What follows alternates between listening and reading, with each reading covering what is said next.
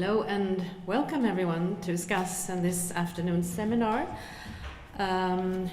during which we'll hear Graham Oddie talk under the title, Is a Unified Theory of the Good Possible?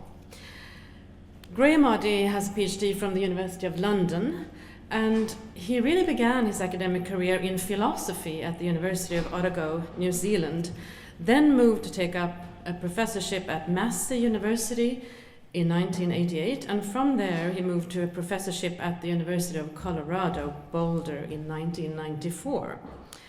In Boulder, he has served in many capacities, for example, as department chair and associate dean for the humanities and the arts. Graham has also been a visitor to several distinguished institutions around the world, for example, in Finland, Israel, Australia, the United Kingdom, and Sweden, including the Imre Lakatos Visiting Fellowship at the London School of Economics and Political Science, the Starr Fellowship at the University of Oxford, and he's been a distinguished visiting professor at the Institute for Future Studies in Stockholm. Professor Graham Oddie has an interest in the big questions of life and in philosophy and in science, we should say. Truth, value, good, desire are some of the topics that he explores. His interest covers a broad spectrum. He works on epistemology, philosophy of science, metaphysics, logic, and ethics. And his current work is focused on the nature and status of value and how we might have access to facts about value. His PhD dealt with the problem of truthlikeness, that is, what it takes for one proposition to be closer to the truth than another. And his monograph on the topic, which bears the title Likeness to Truth, was really pioneering in its field. More recently, he has been exploring issues of cognitive value in the field of formal epistemology, and he has developed a realist account of value, which has been presented, for example, in the book Value, Reality and Desire, published by Oxford University Press in 2009. And of course, in a number of other works and outlets. As a fellow here at Scas, Graham continues to work on value, and more specifically on the problem of whether a unified theory of the good is possible. We are very happy to have you here, Graham. Please. Thank you very much. I'll just get some water.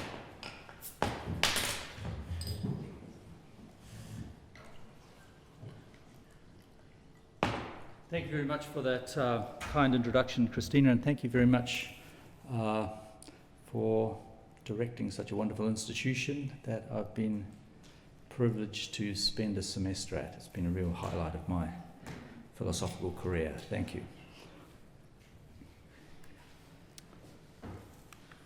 So there is an astonishingly rich array of value phenomena, just as there's an astonishingly rich array of natural phenomena. Now, by phenomena, I just mean how things appear to us, the appearances.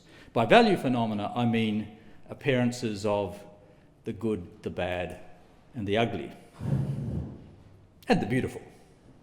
By natural phenomena, I'm just going to mean all the rest.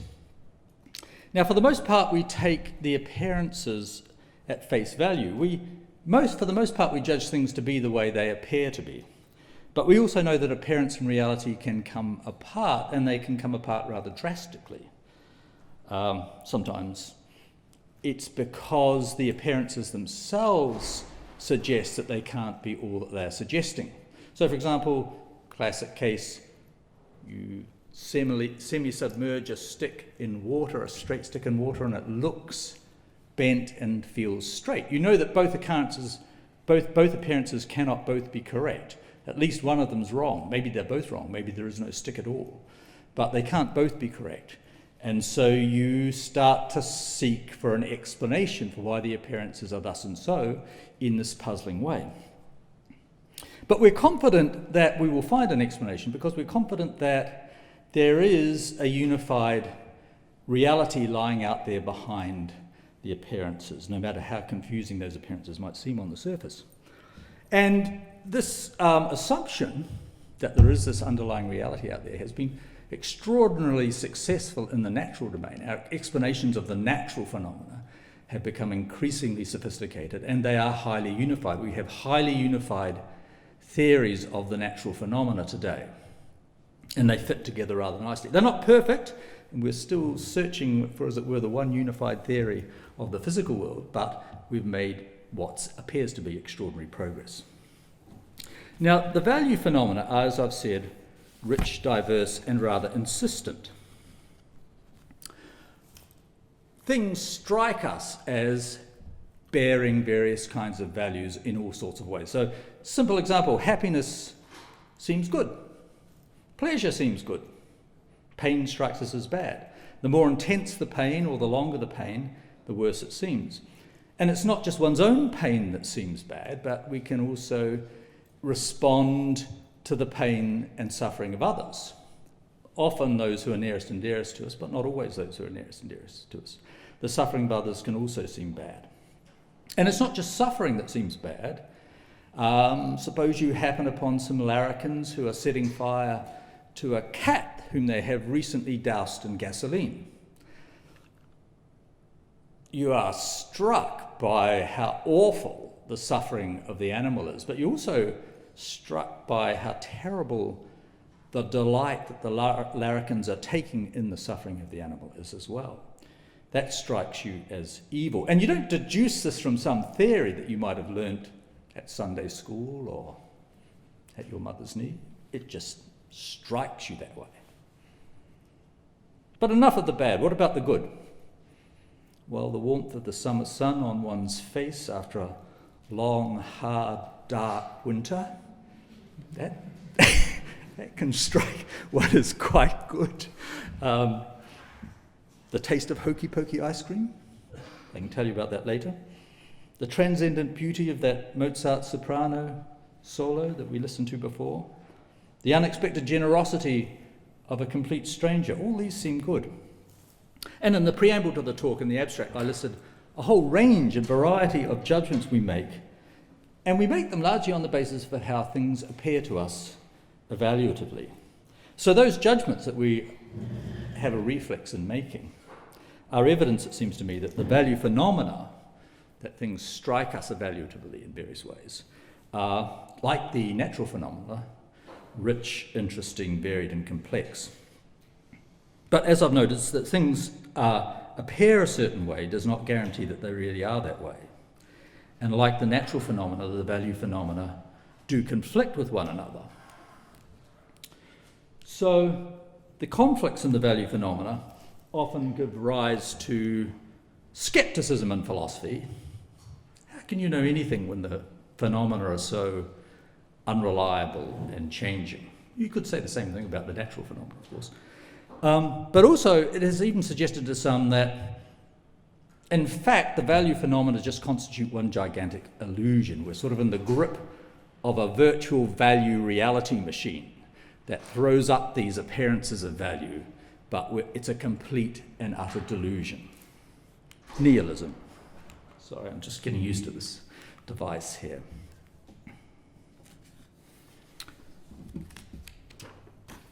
So, the value appearances cry out for an analysis and an explanation and for a theory.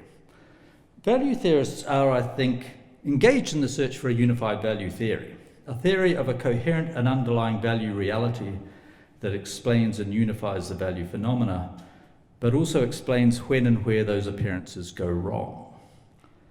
A good theory of the phenomena, while striving to save the phenomena, in Duhem's famous phrase, will also seek to expose the corrupted data and the inaccurate appearances. Now, Plato started it. Like most things, Plato started it. So I'm going to go back to Plato's framework, because what I'm suggesting in the talk is that, in a way, Plato does provide us with a coherent framework for a unified theory of the good. It was also what he was after. Apparently, and I'll come back to this later, he did give one lecture, public lecture in his life. I think it was his only public lecture. It was called A Lecture on the Good. And lots of people turned up. And Aristotle derides it because apparently nobody understood it and they all went away extremely disappointed. So I'm hoping to do better than Plato today. Okay, Plato's framework. Plato's theory of the forms, in fact, is what I'm interested in here. So whenever we call things by the same name, like I say, this pencil is white, and this piece of paper is white. This thing's white, and this is white, so they're both white. They're both the same thing. They're both white. But of course, this particular is a distinct particular from this particular here. They're not the same particular. So that the thing that both of these two distinct things are is not itself another particular. White isn't another particular. Rather, it is what Plato called a form. We now usually refer to them as properties or universals. So there is the form or property of whiteness in which this particular and this distinct particular both participate. And Plato went on to say lots of interesting things about the forms, some of which I think are true and some of which I think are a little bit less true. But I'm going to say that there's enough truth in Plato's theory for us to use it as a framework. So what Plato gets right. Firstly, the fundamental insight that different things can be one thing and that the one thing that these different things are is not itself of the same category or type as the things that participate in it. This is the one over many principle. And I think Plato establishes that you have to have universals, you have to have forms, what he calls forms, in order to explain the structure of the world. But the forms themselves have an interesting structure. They form a structured hierarchy. So some forms instantiate other forms. So circularity, for example, is a shape, as is triangularity. They're both shapes. So being a geometrical shape is a form in which various different particular shapes instantiate. Courage is good. Courage is a virtue. Honesty is a virtue. Virtues are good. But also happiness is good. So happiness, courage, and honesty all participate in the form of the good. But honesty is, of course, itself a form. Different people can be honest. Lots of people have the property of being honest. So people have a certain property, the property of honesty, and honesty has a certain property. It's good. So according to Plato, goodness is itself a form. And in fact, he thought it had a kind of preeminent status. So some forms instantiate the form of the good. And just as forms in general endow the world at large with a structure, they enable the world to have a structure. Things can have properties and stand in relations. So the form of the good endows the world with a value structure, its axiological structure. So those are the good features of Plato's theory. Now, it's come under a lot of criticism, starting off, you have a student in philosophy, and the first thing they do to get established, they have to show you're wrong. I have one of my students here today, actually, Zach Kapaikin, came all the way from Colorado, probably in the discussion to tell me I'm wrong. So Aristotle straightways gets into dissing Plato. And he outlines a lot of arguments against Plato's theory of forms, some of which are still sticking. One of the main defects of Plato's theory is a central assumption of it, which is called the self-predication assumption. So Plato thought that the forms were perfect exemplars of themselves, so that circularity is itself circular, perfectly circle, and the form of the good is perfectly good. This is one of the distinctive features of the theory, but it's a terrible feature of the theory and leads immediately to contradictions. So we have to give that up. Now, a lot of people think that Plato overdid things, that he postulated too many things in his universe. Well, just be a bit more parsimonious. I mean, for example, in the Parmenides says, what about Socrates? What about the form of dirt? Is there such a thing as the form of dirt? And yeah, Socrates is a bit unhappy about the form of dirt, because of course the form of dirt would have to be dirty, and he doesn't like that idea. Now we have a philosopher here today who's written a whole book about the form of dirt. So if there is no such form, then he was writing about nothing. But a lot of people have decided that we can get rid of lots of these forms and we can still have the essential theory. And of course, Plato was a rampant, rabid rationalist. So he thought, at least on some versions of Plato, he thought you could deduce everything by pure reason. Everything important could be deduced by pure reason. Everything about the good could be deduced by pure reason. But there's a problem here in that, if you want a unified theory of the good that saves and explains the phenomena, the value data, you have to take the phenomena seriously. And if you take the phenomena seriously, then you're into a kind of empirical investigation of the good, partially empirical, because you've got this empirical data, how things seem, and you want to try to accommodate that data, produce a theory of the data, explain the data, and also, of course, to have a theory which will tell you when the data goes quite wrong. So just admit the value data. So that's the good and the bad in Plato's theory. Now, I'm going to go on with 3 objections to the possibility of a unified theory. And again, these all are all variations on a theme in Aristotle, right at the beginning of the Nicomachean Ethics. I want to disavow any knowledge of the history of philosophy myself. I'm not an historian or a scholar. I'm just a dilettante when it comes to these folks. So anything I say about these people is likely to be false, but it's likely to be interesting despite that. So just bear with me. Okay, so the first objection is the objection from the heterogeneity of value bearers. So as we've seen, we countenance different ontological categories like particular, form, state of affairs, event, number, class, property. All of these things are different categories or types of things. They occupy their own special slot in the categorizations of the universe. And Aristotle had this principle that no genuine universal could span different categories. I mean, here's an obvious and trivial example. Some numbers are odd. Some people are odd. I'm odd. But we don't say, like, there's one property that runs through all the odd numbers and all the odd people.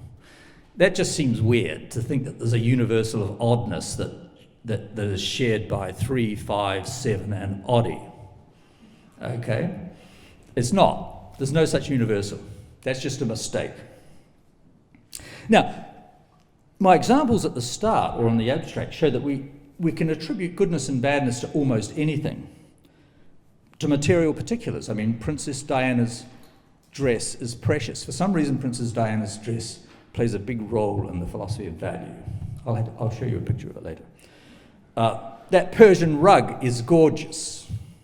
But actions are also, which are not material particulars, are also good or bad. The larrikins torturing the cat was evil. People can be good or bad. Cat torturers are bad people. Properties can be good or bad. So being happy and being kind seem to be good properties. That's most natural thing to say. It's good to be happy, but being happy is a property. Numbers can be good or bad. So, for example, the number 400 would be a terrible number for the part per million of CO2 to reach. Terrible number.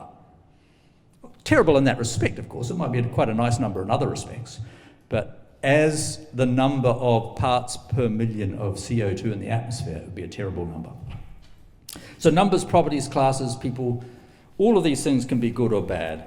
And so if we have this principle of categorical restriction that Aristotle puts forward, namely that no genuine universal can apply to objects of different ontological types, then we get the consequence that there is no form of the good. That is, there is no single universal, no oneness that runs through all the instances of the good, because all these different kinds of things, all these different varieties of types of things can all have value properties. So no one universal can subsume them all. That would violate this categorical restriction. So that's the first argument.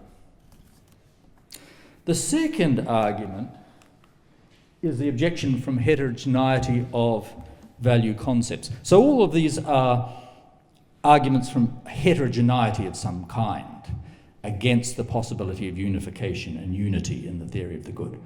So what do I mean by different value concepts? Well, we distinguish in value theory between, we often call it good simplicatur, but that's a big mouthful, so I'm just going to call it good period. So it would be good period if we had world peace.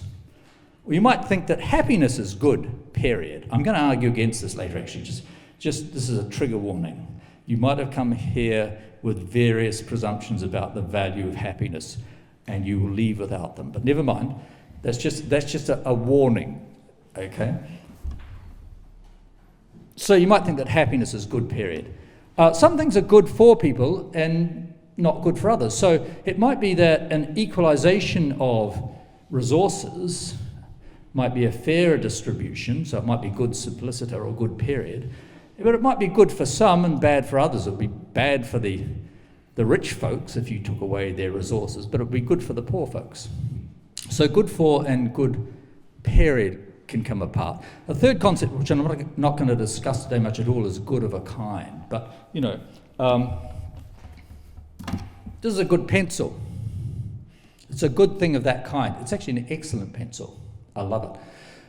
It wouldn't be a good signing instrument because it's not good to sign things with a inlead pencil. Somebody can come along and erase it and forge something else. So you don't want to use this as a bad signing instrument, good pencil. Princess Diana was an excellent people's princess.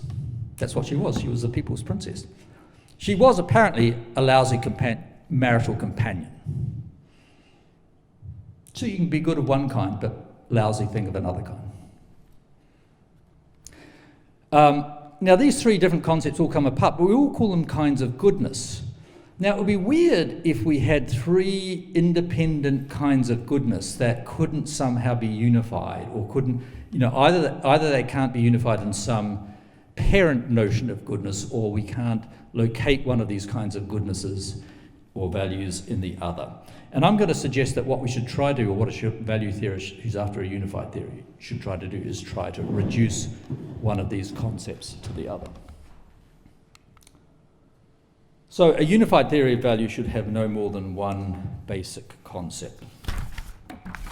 And finally, the third objection is the objection from the heterogeneity of fundamental goods. So consider the following list of fundamental goods: pleasure, happiness, knowledge, living beings, the starry heavens above, flourishing ecosystems. Oh, we've got knowledge there a second time. We've got a certain bias in favour of knowledge here. Beauty, awareness of beauty, friendship, love, community, desire satisfaction, rational activity, self-respect, achievement, virtue, inner peace. These are all things that people have said are good. Apparently one of the reasons that the hoi polloi didn't like Plato's lecture is that it was heavy on mathematics, and he didn't give them any examples like this of things that they could pursue as good. So they left very dissatisfied. But again, this is a respect in which I'm actually doing better than Plato. Here's some things that are good, worth thinking about, worth pursuing. But, if we want a theory of the good, we don't want to end up with a motley sort of list of heterogeneous goods. We want to find out what it is that makes all these things one and the same thing. What is it that makes all these things good? Just a list like this, without a deeper explanation of why it is that these are all good, won't satisfy us. Now, one way of removing the motley list is just to have a very short list. Just have one thing on the list. That's a monistic theory of the fundamental values. And there are a couple of these in the offing. The sort of most famous one is hedonism, which says that the only thing that's good is happiness. Happiness is good, and it's the only thing that's good. And then we try to explain the value of all these other things in terms of happiness. So that would eliminate the problem of the motley list, and it would give us a deeper explanation of why we think that these things are good. They're not actually fundamentally good, they are derivatively good, and they're mostly, for the most part, according to the hedonists, instrumentally good. They're good to the extent that they produce happiness, but when they don't produce happiness, they're not good. And this would be, a reasonable explanation if hedonism were true, but unfortunately, as I've mentioned before, it's not. Okay. So I'm going to outline a 3-step program for a construction of a unified theory of the good. You could call it a 3-step program for recovering Aristotelians, or a 3-step program for recovering Wittgensteinians. They are kind of modern-day Aristotelians. But I'll just say less tendentiously, a 3-step program for constructing a unified theory of the good. The first step is to identify one unified type of entity that will be the fundamental value bearers. Remember, the first argument was like, there are too many different kinds of things instantiate value. If they all are fundamental value bearers, then we can't have a single universal to cover them and unify them. So I'm going to try to find a single type or category of things. Now, two very different kinds of things that feature in traditional ontology are particulars and states. States of affairs generally is what is meant by states. So a state of affairs is something like Diana's being happy.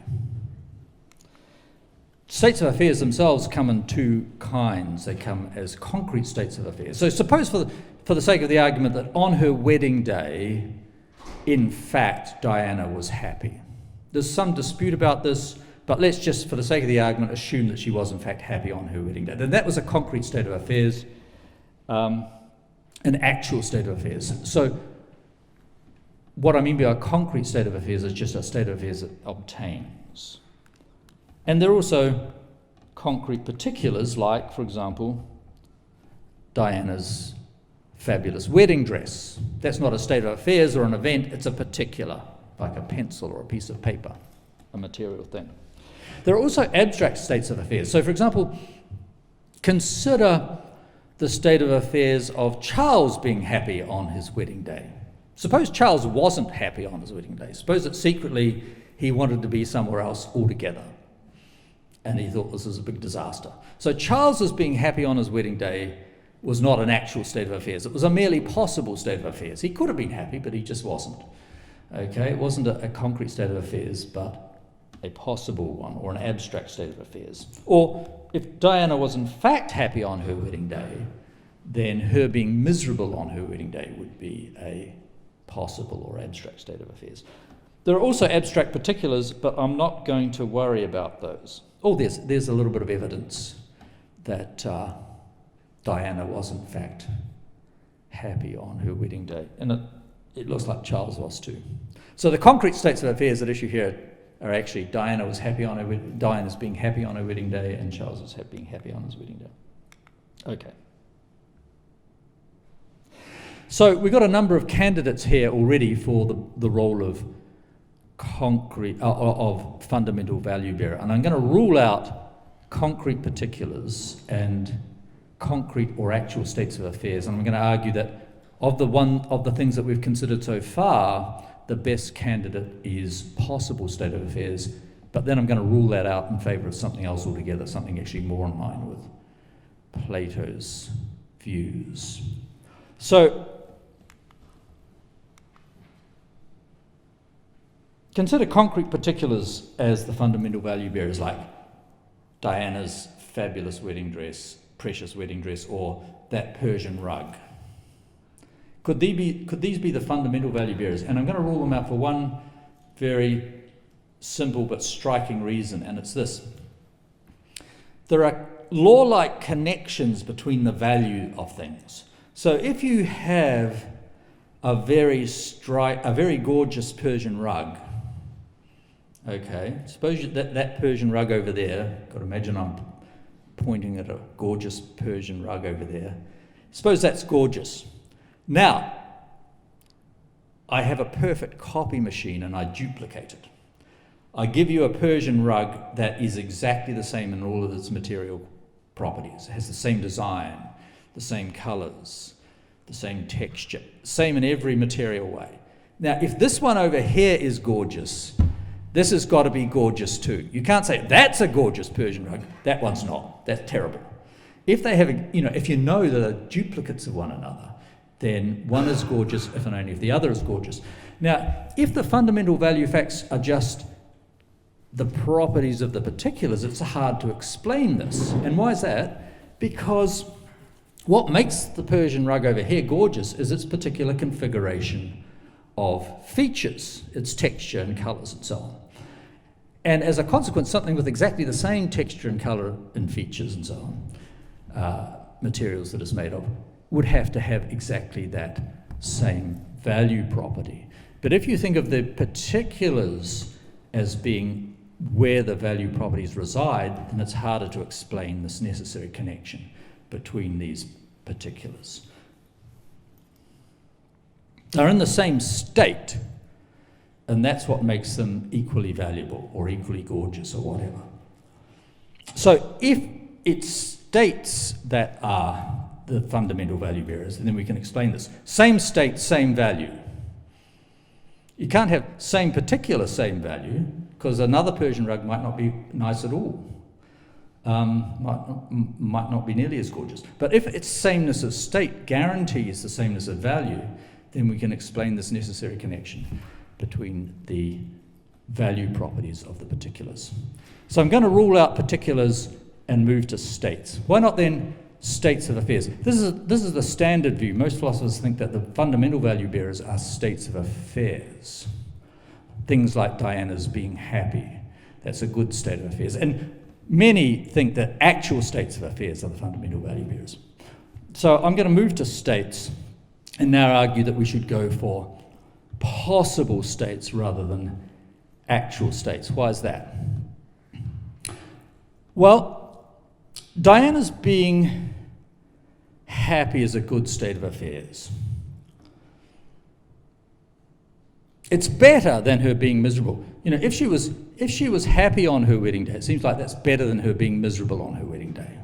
There's this value relation obtains between her being happy and her being miserable. It's better to be happy than miserable. So Diana's being happy is better than Diana's being miserable. In fact, Diana's being miserable on her wedding day, if hedonism is correct, would be a bad state of affairs. Now, of these two states of affairs, only one of them can be actual, only one of them can be concrete. She can't be both happy and miserable at the same moment, as it were, on her wedding day. So only one of them can be actual and the other one has to be possible. But there is this value relation between them, and that value relation undergirds the fact that one of them is a good state of affairs and one of them is a bad state of affairs. So some possible, if we want to maintain the phenomena, save the phenomena here, at least one of those merely possible states of affairs has to be a value bearer. Now, if you think that possible states of affairs are value bearers, then you get the values of all the actual states for free, because every actual state is a possible state of affairs. A state of affairs cannot be actual unless it's possible. So if possible states of affairs are value bearers, we can gather in all the values of the actual states of affairs for free. So here's the thesis to date. The best candidate for fundamental bearers of value are possible states of affairs. And yet I'm not happy.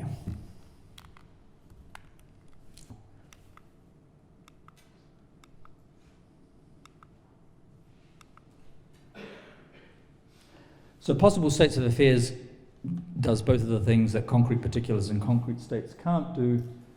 But the theory that possible states of affairs, like Diana's being happy, are the fundamental value bearers is extremely profligate. So you've got Diana's being happy on her wedding day, you've got Danny's being happy on his first date, and you've got Drew's being happy that he won the Nobel Prize. All of these seem like good states of affairs. They're all happy. They're different states of affairs. And for any individual, that individual's being happy would be a good state of affairs. Now, why is that? Are these all sort of independent are atoms in the universe that we have to countenance, or are these somehow bound together? Well, here's a thesis which binds them together and says you don't have to postulate all those individual value facts. Happiness is what's good. Being happy is good. That's the fundamental value bearer. And then instances of happiness in various particulars inherit their value from the value of happiness. So here's a hypothesis. Being happy, the property of being happy, the form of being happy is a good form. And then participating in that form, that is a state of affairs which is a realization of that form in a particular, will be a good state of affairs. So one single value fact, happiness is good, would give you for free all these myriad individual value facts of Eric's being happy and Zach's being happy and Alison's being happy, Christina's being happy, and so on. We don't have to postulate all these distinct facts. Okay. So I'm going to take not states of affairs, they're a certain kind of state, but what I'll call states of being. Ways of being, ways for individuals or collections of individuals or other things to be, are the bearers of the fundamental value properties. Okay, that's the longest and most difficult section of the talk. From here on, and it's all downhill. Okay?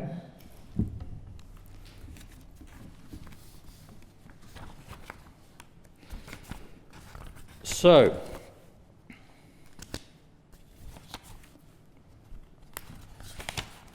step 2, reducing value concepts to the fundamental concept.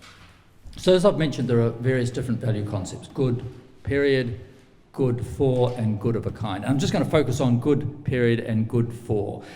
Some people think that the fundamental concept is good for.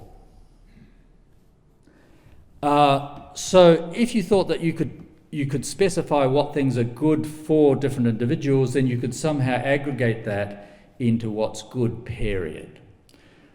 I prefer to go the other way, because I think there are all sorts of problems with aggregation.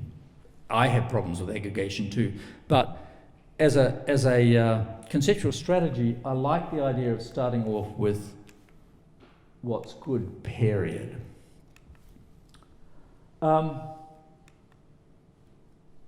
So we try to build a unified theory on a single underlying value concept, and I'm going to try good, period, as a single underlying concept. And then I'm going to try to show you what good for would amount to if we take good, period, to be the fundamental concept. Now, we can take a lesson from hedonism here. Not everything about hedonism is bad.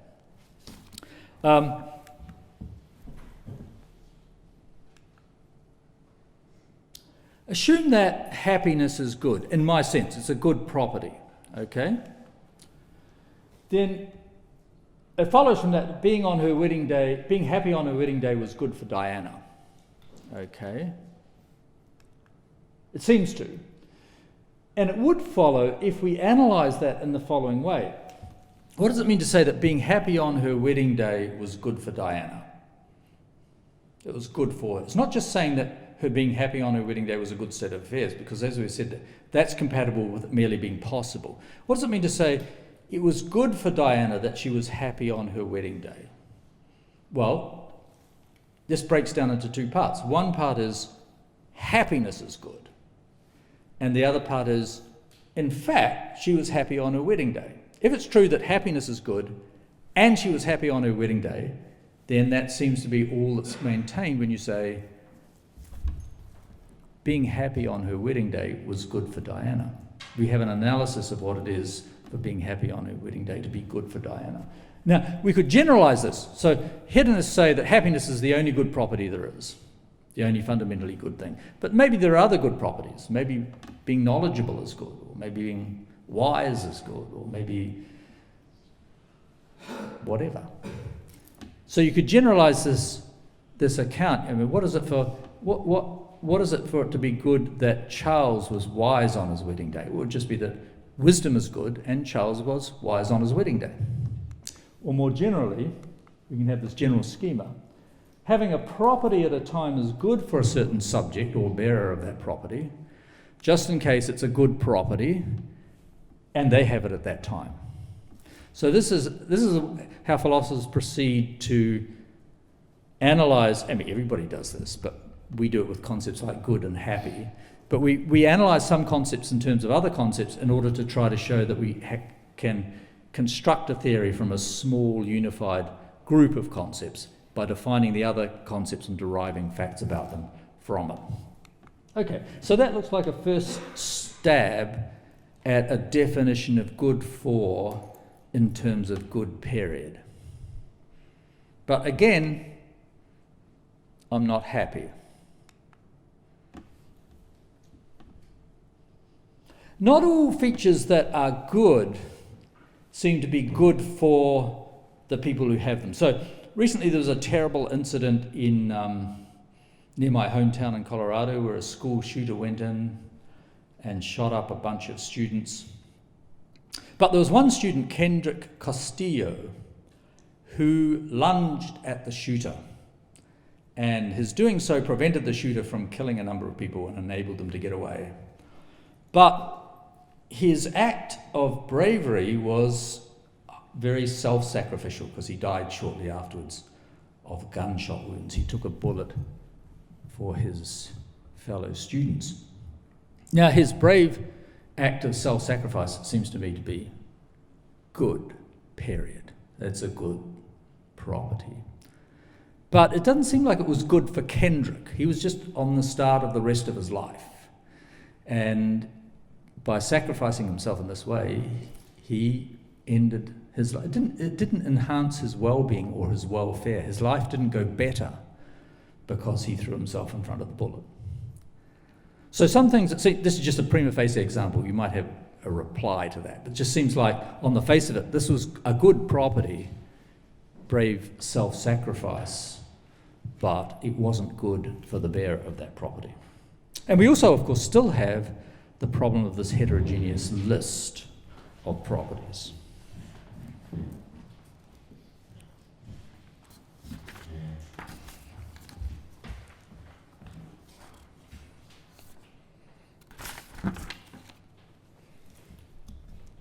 Now, hedonism would solve both problems. We've already mentioned the fact that a monistic theory of value, which just postulates one fundamental value like happiness, solves the motley list problem. Problem is with hedonism is it doesn't really explain the value of other things. At least it kind of explains them away. It tells you that, yes, this act of bravery was good, but it was only instrumentally good in as much as it produced happiness in others down the line. It wasn't an immediate instance of happiness. And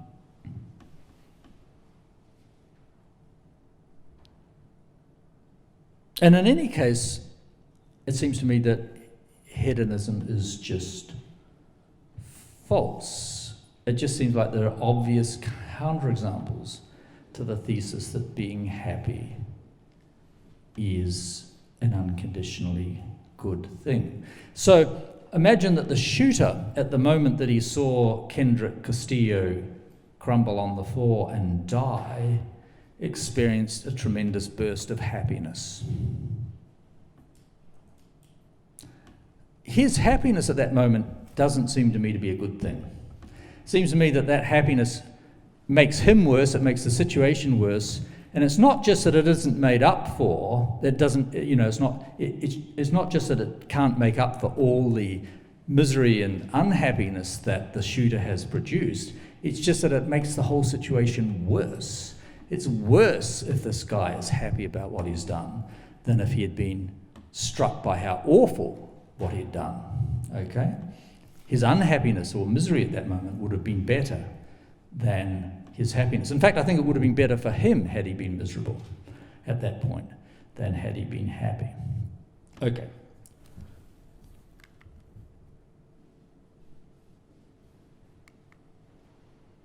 So hedonism would solve the problem and the motley list problem, but it's false. Sorry, I couldn't resist that. Okay.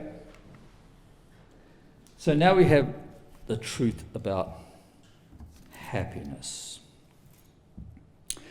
So this is going to be very quick, and if you have questions about happiness, I'm happy to take them in the question session, but this is a brief sketch of my theory of happiness.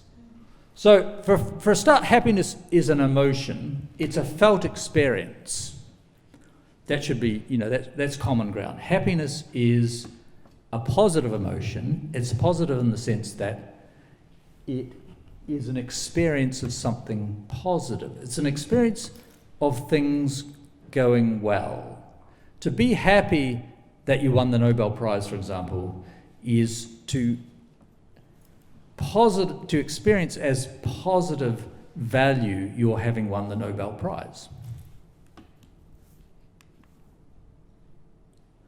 I'm going to give you I think I'll do this, even though I'm running a bit behind. What time do I have till, Christina? I have 15 minutes. Oh, good. Oh, I can do the brief interlude on contentment and joy. So happiness comes in various determinate. There are various determinate ways of being happy, just like there are various determinate shades of red. So fire engine red is one shade of red, and crimson is another shade or determinant of red. And contentment and joy are two different determinants or ways of being happy, and they're quite different. If you think of happiness as the felt appreciation of things going well, I think that contentment is the appreciation that things are going along just fine. But joy is not the appreciation of things going along just fine. Joy is the appreciation, the felt appreciation of things having suddenly and dramatically taken a turn for the better. You experience joy when you apprehend that things have taken a sudden and dramatic turn for the better. And this explains why you can't go on being joyful all the time. You can't experience joy all the time because unless things are just getting better and better and better all the time, or seem to you to be getting better and better and better all the time, just be unrealistic. So this partly explains why you can have a period of joy, and then you will, even if things stay as good as they are, you will return to a period of contentment. You'll think, oh, things are going on just fine. And of course, if they start deteriorating, then you'll have the contrary emotional states. Now, here's the thing that people don't like much. Experiences have a content, typically have an intentional content. And when they have a propositional content, they can be veridical or accurate or correct, or non-veridical, inaccurate or incorrect. So, you experience the pencil that's submerged in the water as one of experiences is an experience of its being bent, and the other experience is an experience of it being straight. One of those two experiences can't be right. One of them's incorrect, one of them's non-vertical, one of them's inaccurate. And I hold this, I can't explain this right at the moment. I'm going to try and explain it briefly at the end of the talk. But I have this presumption that it's better to have accurate experiences than inaccurate ones. It's better to be correct than incorrect. It's better to be right than to be wrong about the world. Now, this would apply to value experiences. So, on my view, happiness is a value experience. It's the experience of things going well. And so it has a content, and that content might be accurate or inaccurate. I mean, in America, you always get the early morning call from Stockholm when you win the Nobel Prize. It's always an early morning call. It's like 3 a.m. Apparently, I haven't had one, but I read in the newspaper he got the early morning call. Now, suppose you get woken up one early morning in America and you're told you won the Nobel Prize, and you're over the moon. You're happy. Unfortunately, your colleagues have played a nasty trick on you. They have rung you up and told you this lie, and you're in this state of euphoria, but in one sense it's completely incorrect. It's not true that you won. It's completely inaccurate. You aren't experiencing, the value of the goodness of having won the Nobel Prize, because you haven't just won the Nobel Prize. So in my view, veridical or accurate or correct experiences are better than non-veridical ones, and this applies to value experiences. So it's good to have accurate experiences, bad to have inaccurate experiences, and this applies perhaps especially to value experiences. So happiness is a value experience, and it's good to be happy, provided it's accurate, provided you are having an experience of something that really is valuable.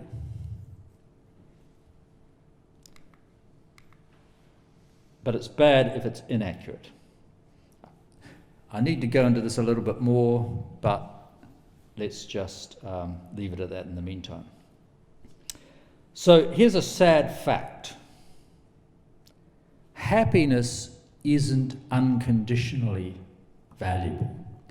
It's valuable only conditional upon your apprehending a valuable fact in your experience. A valuable fact, a valuable obtaining fact. To be happy that you won the Nobel Prize is inaccurate in one of two ways. It might be a bad thing to win the Nobel Prize. Okay, then your happiness would be inaccurate. Or you might not have won the Nobel Prize, and then your happiness would have been inaccurate. Okay? If both of those are the case, then you're doubly inaccurate. So happiness is not unconditionally good. It's not good, period. And that's why the shooter's happiness at having killed the brave hero in the piece is not a good thing. He's happy about something that isn't in fact good. His happiness is quite inappropriate or defective, or as I would like to say, incorrect. Okay. So I'm going to put hedonism aside right now, and but as the correct theory of the fundamental value. But hedonism is a good sort of template for a monistic theory of the good. Hedonism has the right shape or form for a theory of the good. It has various features which we'd like a theory of the fundamental value to have. And here are the features I think that happiness satisfies and which we would like the fundamental value, if there is one, the fundamental unifying value to have. So we want a single fundamental value, call it V, first of all, to dissolve the motley list. We don't want this motley list of heterogeneous and unconnected values. So good way to do that, hole in one, would be to have just a single fundamental value. And of course, given that we're trying to base everything on good period, we'd want that value to be good period, as the hedonists claim that happiness is. So we want V to be good period. And we don't just want to eliminate the rest of the other things that are good. We want the goodness of V to explain their appearance of goodness, or even perhaps their real goodness, their actual goodness. So we want the fundamental good to explain the value of the other items on the motley list. Now, happiness has this interesting feature that you can realize happiness, but other beings can realize happiness too. But of course, only other sentient beings can be happy. So the range of beings that can bear the fundamental value is limited. So for example, an ecosystem is not a sentient being, presumably, so it can't be happy. So an ecosystem can't instantiate the fundamental value of happiness. Maybe we could have a fundamental value which other sorts of things could instantiate as well as us. So that would be a nice thing if the fundamental value was realizable not only by us and other people or other animals, other sentient creatures, but could also be realized in other things. But like happiness, we want the fundamental value to be good for the subjects of that value when they're the sorts of things that are the subjects of welfare, when they're the sorts of things who have the capacity to fare well. So we'd want the basic fundamental value to be a property such that something that had that property and was capable of faring well would fare better with the property than without it. I'm talking about a property here, but really this has to be a magnitude. V has to be something that allows a range of degrees, so that you can be more or less V. And the more V you are, the better.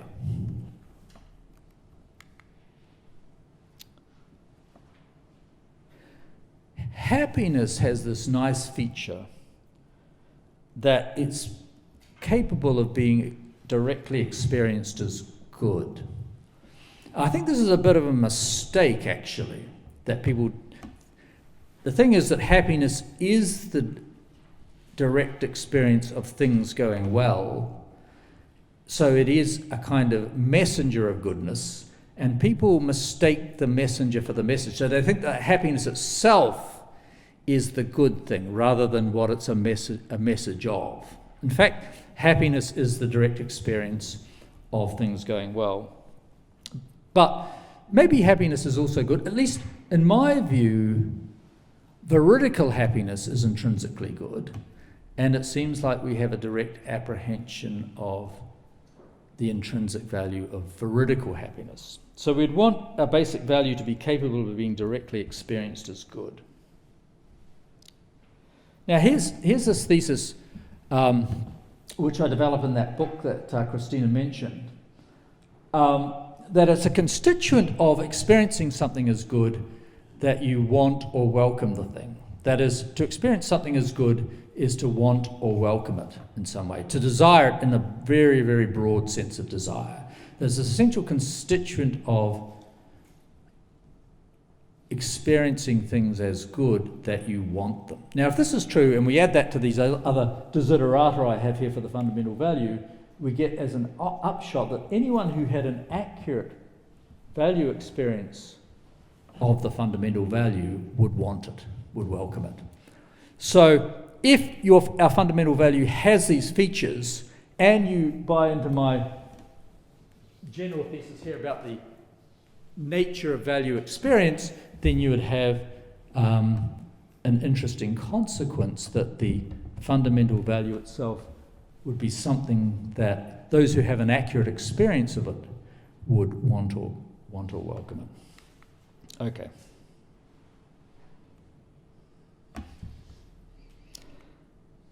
Well, that's what we'd want, but we can't always have what we want. We learned that early on in life. But can we have it this time? Well, there is actually a non-hedonistic monistic theory of value that satisfies all of these criteria. Plato noted already that a great work of art is like a healthy living organism. He writes, "All the parts should be in keeping with each other, and with the whole like a living being, with a body of its own, so as not to be headless or footless, but so as to have middle and members composed in keeping with each other and with the whole." He's pointing here to the fact that a great work of art and a living organism both share this feature of organic unity, that their parts work together in a harmonious whole in such a way that it's not like if you remove a part you just diminish it by the value of that part, because the value of each part contributes to the value of the whole. And just take a single organ out of a living organism and you destroy the organism. And that's what Salieri was saying about that piece of music. Displace one note and there would be diminishment. Displace a phrase and the structure would fall apart.